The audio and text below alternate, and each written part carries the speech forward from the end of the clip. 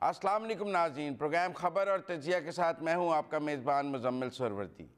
एक तरफ इमरान खान साहब ने कराची में जलसा किया है, उस जलसे में उन्होंने क्या बात की है, उनकी लैंग्वेज क्या थी, कितनी हद तक सॉफ्ट हुए हैं और कितनी हद तक वो आगे बढ़े हैं, उस जलसे के हवाले से भी बात करनी है। दूसरा, पंजाब में हमजा शहबाज जो है वो वज़ीर आला मुंतखब हुए हैं, उनसे हलफ लेने का एक तनाज़ा है कि कौन हलफ लेगा। न स्पीकर न गवर्नर कोई भी उनसे हलफ लेने के लिए तैयार नहीं है। ऐसी सूरत में आइन क्या कहता है, उनकी वज़ारत आला का हलफ भी एक इशू बना हुआ है। लेकिन सबसे पहले हम कराची के जलसे में बात करेंगे। मेरे साथ मौजूद हैं सीनियर सहाफ़ी तजिया निगार कराची से मज़हर अब्बास साहब। अस्सलाम वालेकुम मज़हर अब्बास साहब। जी वालेकुम अस्सलाम मुज़म्मिल। मज़हर अब्बास साहब, कराची का जलसा आप कहाँ, आपने इतने जलसे कराची में देखे हैं, कहाँ रैंक करेंगे इसको? शुक्रिया मुज़म्मिल। देखिए, यकीनी तौर पे बड़े जलसों में से एक जलसा था। खैर इससे भी बड़े जलसे हुए। सबसे बड़ा जलसा तो नहीं था। नहीं, सबसे बड़ा जलसा तो अब आप देखें, वो अगेन जलसों के बारे में अक्सर लोगों के जो जमात जलसा कर रही होती है उसके ओपिनियन में और दूसरे ओपिनियन में फ़र्क होता है, और आप कुछ भी कहते रहें ये बहस चलती रहेगी। हमने तो यहाँ ये भी देखा है कि एक जलसा ऐसा भी हुआ था जिसके बारे में लोगों का ख्याल था कि कराची के बहुत बड़े जलसों में से एक जलसा था, लेकिन अगर उस वक्त उनके लीडर ने ये कहा कि इस जलसे में 60 लाख लोग थे तो जाहिर है, और वो अखबारों को उस वक्त छापना भी पड़ा, लेकिन जाहिर है ये मुमकिन नहीं था। तो हमारे यहाँ क्या ये इस तरह की जो दावे हैं वो अपनी जगह होते हैं, लेकिन जलसे की सबसे अहम बात जो थी वो उसमें जोश और वलवला था, और यही किसी भी जलसे की कामयाबी होती है कि उसमें जो टेम्पो है वो कैसा है, और वो यकीनी तौर पे था। अब उसमें जो चीज़ें हुई हैं, जो नैरेटिव है, जो बयानियाँ है, उस पर आप दो राय रख सकते हैं, लेकिन यकीनी तौर पे तहरीक इंसाफ के लिए ये एक बड़ा इम्तिहान भी था, क्योंकि तहरीक इंसाफ कराची में इसके बावजूद कि 2018 में उनके पास 14 MNAs और 25 के करीब MPs हैं, लेकिन उसके बावजूद भी लोगों का ख्याल ये था इस तहरीक से पहले कि शायद तहरीक इंसाफ जो है वो अब ख़त्म हो गई है और अब उसको अगले इलेक्शंस में उतनी नशस्तें ना मिले। तो ये जो एक पिछले 1-1.5 महीने में जो भी सूरत हाल बनी, उसमें यकीनी तौर पे तहरीक इंसाफ का एक रिवाइवल हुआ है। अब वो किस हद तक ट्रांसलेट होता है इलेक्शन में, ये देखना भी बाकी है। अब तकरीर पे आ जाए इमरान खान साहब की। एक राय ये थी कि जैसे शीरी मज़ारी के ट्वीट आए, फवाद चौधरी साहब के ट्वीट आए कि इमरान खान साहब इस तकरीर में हेड ऑन आएंगे और वो शायद DGI-SPR की प्रेस कॉन्फ्रेंस का भी जवाब देंगे और जवाबुल जवाब में ये एक हेड ऑन तकरीर होगी मुज़ाहमत में, लेकिन ऐसा नहीं हुआ, वो सॉफ्ट रहे। जी बिल्कुल, मेरा ख्याल है उन्होंने अपने आप को, अगर हम पिछली तकरीर के मुकाबले में देखें तो अपने आप को और ज़्यादा उन्होंने कन्फाइंड किया। उनका इस पूरी तकरीर में गिला ज़्यादा रहा, और गिला रहा सुप्रीम कोर्ट से, सबसे ज़्यादा सुप्रीम कोर्ट का उन्होंने जिक्र किया, और उन्होंने ये सवाल किया कि जी रात 12 बजे ऐसा क्या हुआ था। वो तो उन्होंने पेशावर में भी किया था ना, असल तो हाँ, देखिए उसके अलावा जो उसमें जो अहम बात थी, जो उन्होंने कहा नहीं, DGI-SPR का जिक्र नहीं किया, इस्टेब्लिशमेंट का जिक्र नहीं किया, लेकिन उन्होंने उनके उस बयानिए की नफ़ी की जिसमें ये कहा गया था कि कोई साजिश नहीं हुई, और उन्होंने ना सिर्फ ये कि अपनी तकरीर में इस बात को साबित करने की कोशिश की कि साजिश हुई थी, बल्कि उन्होंने लोगों से भी पूछा कि क्या आप समझते हैं मुदाखलत हुई थी, तो उस पर ज़ाहिर है हाथ नहीं उठे, लेकिन जब उन्होंने कहा कि क्या आप समझते हैं कि साजिश हुई थी, तो ज़ाहिर है हाथ भी उठे और नारे भी लगे। तो ये उनका वो जवाब था उस प्रेस कॉन्फ्रेंस का गालबन, और यही चीज़ वो स्ट्रेस कर रहे हैं, और गालबन जो लाहौर में 21 अप्रैल को वो जलसा करने जा रहे हैं उसमें इसी चीज़ पे स्ट्रेस करेंगे। दूसरा जो उनका सबसे ज़्यादा वो ये था कि इस सारे मसले का हल उनके नज़दीक या तो तहकीकाती कमीशन बनाया जाए, और दूसरे ये कि फौरी तौर पे आम इंतखाबात कराए जाएँ। इमरान खान साहब का टारगेट ये है कि अगले 3 महीने के अंदर अंदर जो है इलेक्शंस करा दिए जाएँ। मदर साहब, आप भी जानते हैं और हम भी जानते हैं कि जलसों से हुकूमतें गिरती नहीं हैं, दबाव में तो आ सकती हैं लेकिन गिरती नहीं हैं।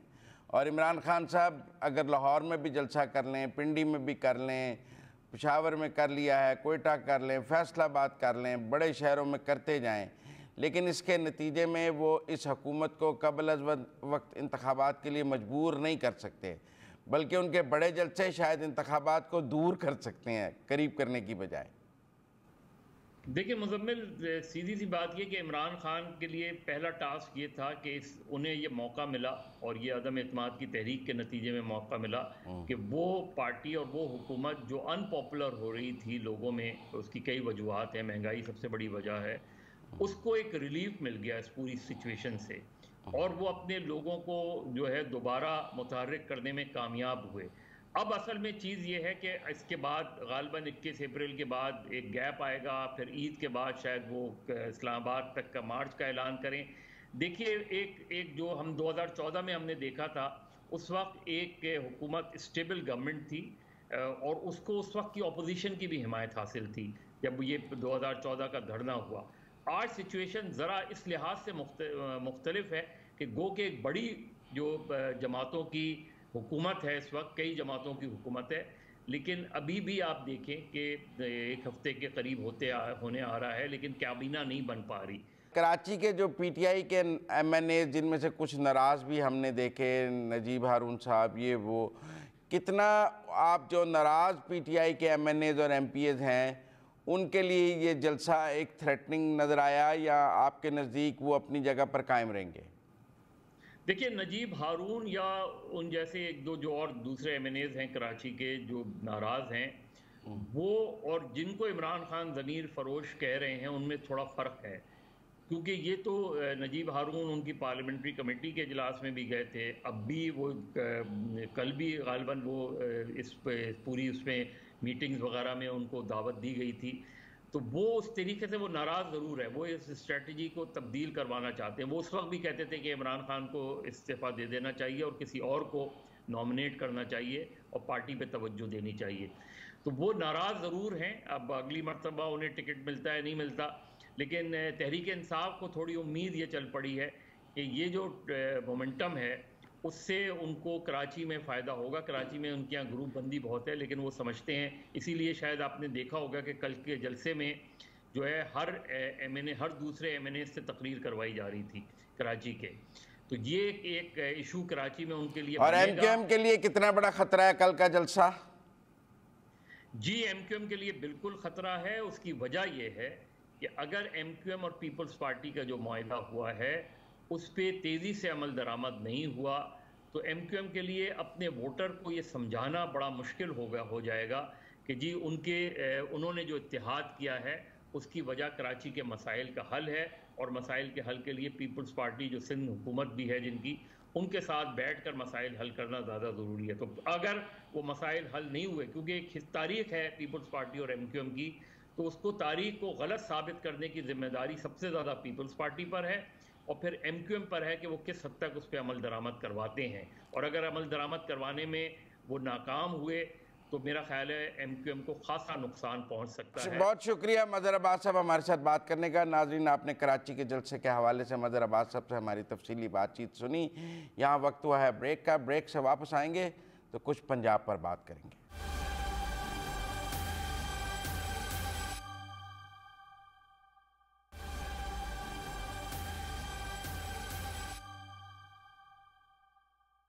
ब्रेक के बाद खुश आमदीद नाज़रीन, हमजा शहबाज पंजाब के वज़ीर आला मुंतखब हो चुके हैं। इस इंतखाब के दौरान बहुत ही ज़्यादा लड़ाई, मार कुटाई, धींगा मुश्ती, ऐवान में पुलिस का आना, सब कुछ हमने देखा। उसके साथ साथ अब उनके हलफ के हवाले से भी तनाज़ा है कि कौन हलफ लेगा। हमारे साथ मौजूद हैं जनाब फ़ियाज़ुल हसन चौहान साहब, जो इस सारी गेम में तहरीक इंसाफ के तर्जुमान थे। अस्सलाम वालेकुम फ़ियाज़ुल हसन चौहान साहब। वालेकुम सलाम। चौहान साहब, आपका प्लान धींगा मुश्ती का, लड़ाई का, कि वोटिंग ना हो, नाकाम हो गया।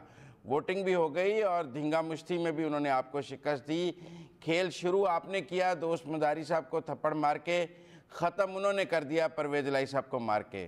तो ऑन दी होल आप दोनों राउंड हार गए, लड़ाई का भी और वोटिंग का भी। बिस्मिल्लाहिर्रहमानिर्रहीम। अच्छा, सबसे पहले तो नून लीग के जनाब मीडिया सेल ना एक वीडियो क्लिप जनाब वो वायरल कर रहा है मेरे हवाले से कि जनाब मैं वो जनाब किक्स मार रहा हूँ, लेकिन बदकिस्मती से वो उससे पहले के 2 मिनट नहीं बता रहे कि वो जो 30-40 का पुलिस फोर्स आई थी उसने हमारी 70 साल की बुजुर्ग मेंबर सूबाई असेंबली को नीचे गिरा के उनको रोंद के उनके बेड़ा गर्क कर दिया। वो नींद बेहोश होगी और चौधरी जफर जेलम के हमारे जो जनाब MP हैं उनको फाड़ के उनको मारा पीटा, उनके सारे कपड़े फाड़ दिए। तो कल वजीर आला तो उस्मान बुज़दार ही थे, आपकी हुकूमत थी कल। मेरी बात पूरी सुन लेना। उसके ऊपर हमने बीइंग अ पार्लियामेंटेरियन हमारा राइट था कि हम पुलिस को हम मना करते, हम उनको डांटते टपटते, हत्ता कि जो उन्होंने कानून तोड़ के असेंबली हाल के अंदर आए। पाकिस्तान की हिस्ट्री में कभी पुलिस असेंबली के अंदर दाखिल नहीं हुई। कानून के मुताबिक पुलिस को राइट नहीं है कि वो असेंबली हाल के अंदर आए। कुछ दोस्त बाजारी को हमारे मेंबरान ये समझाने के लिए गए कि तुम पुलिस फोर्स लेकर आए हो अंदर, तुम वर्दी में और यूनिफॉर्म में और सिविल वर्दी में लेकर आए हो। उसके अपने जाती दोस्त है ना जो हमारे MPS थे, उस पे वो पुलिस वाले जब उनसे लड़े हैं तो फिर आगे सारी चीज़ें मुझसे शुरू की है। और फिर हमारा हक था कि हमारे वोटों से मुंतखब डिप्टी स्पीकर जब बिकेगा और झुकेगा और नोटा बनेगा तो उसके खिलाफ एहतजाज करना पार्लियामेंटेरियन का हक था। आप हमदा शहबाज को अगर गवर्नर और स्पीकर दोनों हलफ नहीं देते तो फिर कौन देगा? फयाजुल हसन चौहान हलफ दे देगा। वो रास्ता निकाल लेंगे, जिनके कदमों पे और जिनकी चरणों पे बैठ के आए हैं जो ना वो कदम वो निकाल लेंगे, रास्ता निकलवा देंगे, रास्ता भाई वो निकलवा देंगे। जमानत कौन जिन पे फर्द जुर्म आयद होनी थी, कौन निकलवा रहा है? कौन निकलवा रहा है? कौन निकलवा रहा है? कौन? मुझे कहने की जरूरत नहीं है ना, क्यों कहे ना, चौहान साहब कहें। अमेरिका करवा रहा है तो अमेरिका ही हलफ करा देगा। अमेरिका का जो है ना वो जनरल कौंसल जनरल इसको जो क्या ये कल पंजाब असेंबली में पुलिस को अमेरिका ने भेजा है। भाई मैं आपको बता रहा हूँ पाकिस्तान के सारे इंतजामी शोबे जो है ना उनके इशारों के ऊपर नाच सब अमेरिका ने भेजा है। ये जो चीफ सेक्रेटरी और IG आपने लगाए थे ये वाशिंगटन से ऑर्डर ले रहे थे। मतलब तरह की बात ये है, पीछे से सारी चीजें मैनेज होती हैं, हुई हैं, बस उसको मिल गया इक़्तिदार, अब मौज करें, जिल्लत और रुसवाई के साथ मिल गया। चले आपके साथ ऑपोजिशन में तो अब ताल्लुक और गहरा हो जाएगा ऑपोजिशन, क्योंकि मीडिया ऑपोजिशन को बहुत पसंद करता है। एक बात याद रखिएगा, निसार तेरी गलियों पे है वतन के जहाँ, चली है रस्म के कोई नजर उठा के चले, जो चाहने वाला तो आपको निकले, नजर चुरा के चले जिसको जा बचा के चले। ये जितनी मर्जी गुंडागर्दी कर ले, ये जितनी मर्जी बदमाशी कर ले, सुलह हो कि जंग हो, इमरान खान के संग हो, सब हमें पसंद है। बहुत शुक्रिया फयाजुल हसन चौहान साहब। नाज़रीन, अब हम बात करेंगे पाकिस्तान मुस्लिम लीग नून के सेक्रेटरी जनरल पंजाब के सरदार अवैस अहमद लगारी साहब। अस्सलाम वालेकुम सरदार साहब। अस्सलाम वालेकुम सर। सरदार साहब, 2-3 चैलेंजेस। एक तो चलें, कल आप बिलाखिर वोटिंग कराने में कामयाब हो गए, मार कुटाई के बाद। हलफ कौन लेगा हमदा शहबाज से? हलफ वही लेगा जो आइन के अंदर लिखा हुआ है। अगर गवर्नर लेगा तो ठीक, वरना अगर गवर्नर ने इमरान खान और उसकी सारी पार्टी की तरह अगर आइन की खिलाफ वर्जी की और जो तमाशे आप देख चुके हैं तो उसका कोई और हल निकल आएगा। स्पीकर लेगा, स्पीकर खुद परवेज इलाही साहब हैं, वो तो आपके खिलाफ उम्मीदवार हैं, फिर वो नहीं लेंगे तो फिर? देखिए जी, हमारा आइन और कानून इन दो इस किस्म के आइन की शक्ल लोगों की जहनियत के खिलाफ भी स्टैंड करता है। स्पीकर नहीं लेगा तो कोई और आइन में लिखा होगा, चीफ जस्टिस स्टेप इन शायद कर जाए, हमें क्या पता। आइन के अंदर जो कुछ लिखा हुआ है, आइन अपना रास्ता लेगा जी। सरदार साहब, ये जो कुछ हुआ पंजाब असेंबली में और उसके बाद जो कुछ अब हो रहा है, जमहूरियत के लिए तो अच्छा नहीं है। इदारे स्टेप इन कर रही हैं, पुलिस को ऐवान में आना पड़ा, कोर्ट्स को मुदाखलत करनी पड़ी, जमहूरियत तो कमज़ोर हुई, पार्लियामान कमज़ोर हो गया। हाँ, मैंने कल MPS से कुछ PTI के MPS से पूछा फ्लोर ऑफ द हाउस पे, जब उन्होंने डिप्टी स्पीकर के ऊपर अटैक किया, मैंने उनसे पूछा कि ये तुम क्यों कर रहे हो, तो उन्होंने कहा ये हमारा पार्टी का ये लोटा है। अच्छा, मैंने कहा वो किस तरह की लोटा है, तुम्हारे खिलाफ वोट भी दे रहा है, उसने कोई प्रेस कॉन्फ्रेंस तुम्हारे खिलाफ किया है? नहीं, ये इसलिए जी लोटा। मैंने कहा तुमने खुद इसको प्रिजाइडिंग ऑफिसर मुकर्रर किया है, वो अब कानून के मुताबिक इलेक्शन करवा रहा है। 6 को इलेक्शन नहीं हुआ, चलो 16 को करा रहा है, तो ये लोटा कैसे है? तो वो उनका कहना था कि हम अटैक इसलिए कर रहे हैं क्योंकि ये हमारे हुक्म की तामील नहीं करा जिस तरह हम कह रहे हैं। मैंने कहा अगर तुम्हारे हुक्म की तामील आइन के या कानून के खिलाफ हो फिर भी इसको करनी चाहिए। उन्होंने कहा हाँ, ये इसका फर्ज बनता है। मैंने कहा उसने वो हल्फ जो लिया हुआ है कहते कौन सा हल्फ? मैंने कहा जो पाकिस्तान का हल्फ उसने लिया था यहाँ तुम्हारे साथ। कहते उसके अलावा एक हमारी पार्टी का हल्फ भी है कि सिंसियर रहोगे। मैंने कहा तुम्हारी पार्टी का हल्फ पाकिस्तान के हल्फ को सुपरसीड करता है? उसके ऊपर खुश होके और हा हा करके इधर उधर चले गए। ये जहनीत है जिसके खिलाफ हम लोग इस वक्त फाइट कर रहे हैं। अवैस लगारी साहब, लेकिन इस तरह चल तो नहीं सकेगी हुकूमत बगैर ऑपोजिशन के? सकेगी जी। ऑपोजिशन हमने कब कहा बगैर ऑपोजिशन के चले? हम तो सिर्फ कह रहे हैं तकड़ी ऑपोजिशन के साथ हुकूमत चले। नहीं, पर अगर आप उनको मारेंगे, आप जिस तरह चौधरी परवेज इलाही को मारा है, उनको पुलिस को बुला के ईवान में उनको मरवाएंगे तो कैसे चलेगा? हजूर वाला, मैं आपको अर्ज करूं, मेरे सामने वो वीडियोज हैं, अभी मैं आपको भेज रहा हूँ इस फोन कॉल के बाद, अभी भेजता हूँ। उस वीडियोज के अंदर परवेज इलाही अपने गुंडों को बुला रहा है और फिर कह रहा है अटैक करो। उन्होंने हमारे एमपीएस ने किसी को हाथ कल नहीं लगाया जब तक उसके गुंडों ने उनके ऊपर अटैक नहीं किया। उसके बाद उन्होंने रिटेलिएट करके, हमारे एमपीएस थे, हमारे फ्लोर ऑफ द हाउस के ऊपर स्ट्रेंजर्स कोई नहीं थे। स्ट्रेंजर परवेज इलाही ने बुलाए जो अपना आपको कस्टोडियन ऑफ द हाउस कहता है। उनको जब हमारे जी नौजवानों ने हिम्मत करके बाहर निकाला, उस धक्कम पेल के अंदर अगर चौधरी परवेज इलाही को अगर 2 जी धक्के लगे हैं तो शुक्र अल्हम्दुलिल्लाह के लगे हैं। अच्छा, इस किस्म के बंदे को जब वो कहते हैं मेरा बाजू, उनका बाजू टूट गया है, उनको सांस नहीं आ रहा था। बाजू टूटने वाला हाथ था वो जो हिला रहा था।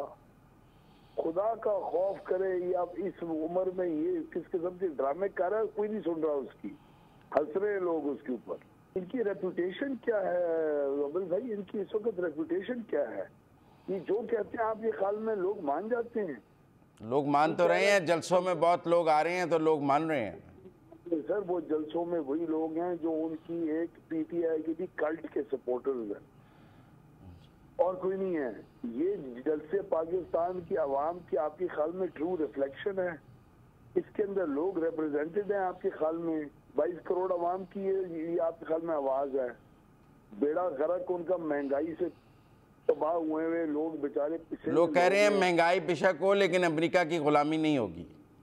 क्या बात है जनाब वाला, अमेरिका की गुलामी चाह कौन रहा है सर? कौन चाह रहा है? जो इम्पोर्ट इमरान खान ने कह दिया तो हम, इमरान खान ने कह दिया तो हो गई। फयाजुल हसन चौहान साहब कह रहे हैं कि कल चीफ सेक्रेटरी और आईजी भी वाशिंगटन से अहकामात ले रहे थे। कौन जी? फयाजुल हसन चौहान साहब ने हमें कहा है अभी प्रोग्राम में कि कल चीफ सेक्रेटरी और आईजी भी वाशिंगटन से अहकामात ले रहे थे।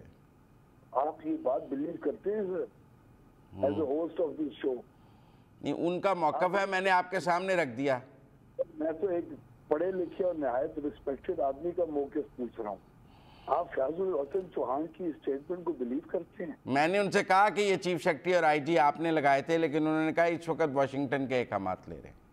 क्या बात है? तो फिर मैं उस दिन का इंतजार कर रहा हूँ जिस दिन फयाजुल हसन चौहान और इमरान खान वाशिंगटन के अहकामात लेना शुरू हो जाएंगे। बहुत शुक्रिया सरदार अवैस लगारी साहब हमारे साथ बात करने का। नाज़रीन, हमने आपके सामने दोनों तरफ की तस्वीर रखी है, पीटीआई की भी का मौक़िफ़ भी रखा है, मुस्लिम लीग नून का मौक़िफ़ भी रखा है, कराची के जलसे पर भी बात की है। फ़िलहाल मुल्क के मंजरनामे पर 2 ही अहम चीज़ें थीं, कराची के जलसा और पंजाब में हमजा शहबाज का इंतखाबात और उस दौरान होने वाली मार कुटाई। आज तक के लिए इतना ही। अपने मेज़बान मुजम्मिल सरवरदी को प्रोग्राम खबर और तजिया से इजाज़त दीजिए। अल्लाह हाफ़िज़।